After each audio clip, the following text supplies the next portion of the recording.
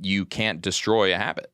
The habit loop is created, and it's in your brain, this neuro pathway, and from start to finish, from trigger to end event, right? It's laid out, and that doesn't go away. There's nothing you can do besides take that trigger and come up with a new end event. We call that a replacement behavior. All in one day, I quit, smoking cigarettes, smoking weed, drinking, which I was doing, all day, every day, basically all of those things. And never went back to it. Do you feel like the dog training filled that habit void simultaneously or almost instantaneously, where you just left it behind? I went to a lot of meetings. Oh, you did? Okay. Absurd quantity of meetings. So a lot of people I went to 1 or 2 last week or this or that. My first year clean, I went to, probably 500 meetings, right? Like every day a lunch meeting. A day, right? Every day a lunch meeting, every day a breakfast meeting, trying to go to dinner meetings or back and forth because, when you're trying to form a new habit, as I know from behavior modification and dog training, there is no protection from rehearsal of the old habit or spontaneous recurrence or spontaneous relapse of that event because you can't destroy a habit. The habit loop is created, this neuro pathway, from trigger to end event. There's nothing you can do besides take that trigger and come up with a new end event. We call that a replacement behavior. Say, I want to smoke a cigarette, do 10 push-ups. I want to smoke a cigarette, do 10 push-ups, right? Okay. If you don't do it one time, when you think about smoking, is then you fail to encourage that other behavior. Right. And there's this law called the matching law. If you take the same trigger and split the occurrences of events, half the time I pick up this water, it's cold, and half the time it's hot, right? Then 50% of the time I'll reach out thinking it's going to be cold, and 50% of the time I'll reach out thinking it's going to be hot. And it literally will be a measurable effect in that way.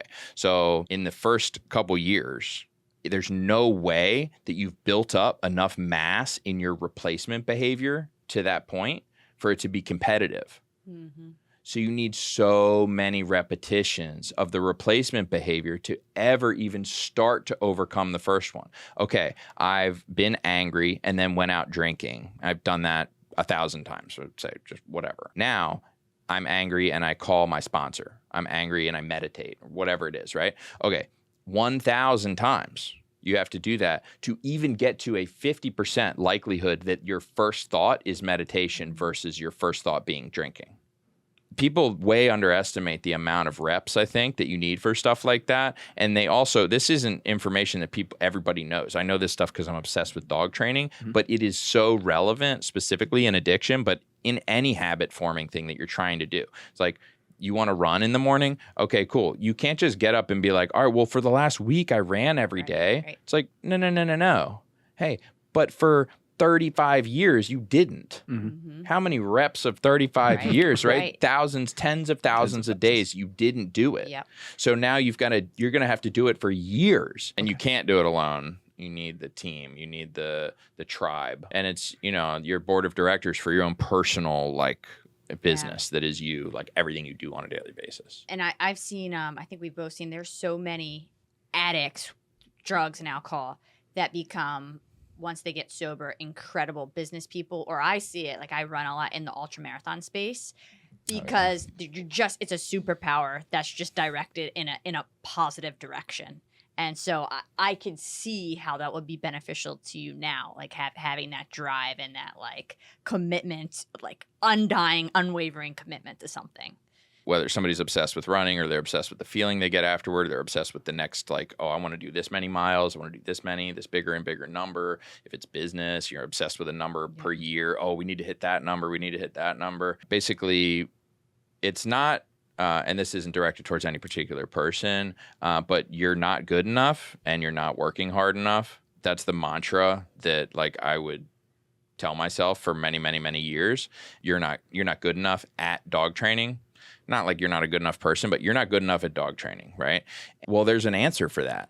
Go learn more about dog training. That's it. Right. Go find experts, spend more time with them until you feel like you've accomplished something. I did 4 apprenticeships with various trainers that were all better than me and had different and varied expertise. As much time as anyone spent in college, I've spent learning from other dog trainers, whether that was at apprenticeships, watching videos, just like intake, more information. And the other piece of it is that you're not working hard enough part is like, okay, well, get more skill set and then go apply it over and over and over and over again and go hit doors. And like legitimately, I started my personal like dog training business by literally going door to door, knocking on doors, talking to people, handing out flyers, asking them if they had dogs. If you're like, hey, I am working hard enough, I'm like driving myself completely insane, I'm obviously working hard enough, then you need to learn more.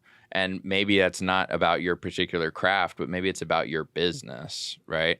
And if you are busy and you're driving yourself nuts with how busy you are and you are not making money, you need more information because there's going to be a way to be successful. If you are that busy, you're just going to have to find it. And that's mostly informational. And I think for what you said, you've done a great job of is not having an ego. Because when you are willing to seek out mentors, as you've said, that are better than you, you have to drop that sense of like ego, I know best, which is hard. Yeah, that vulnerability and letting people in will help you get where you want to go. Yeah, for sure.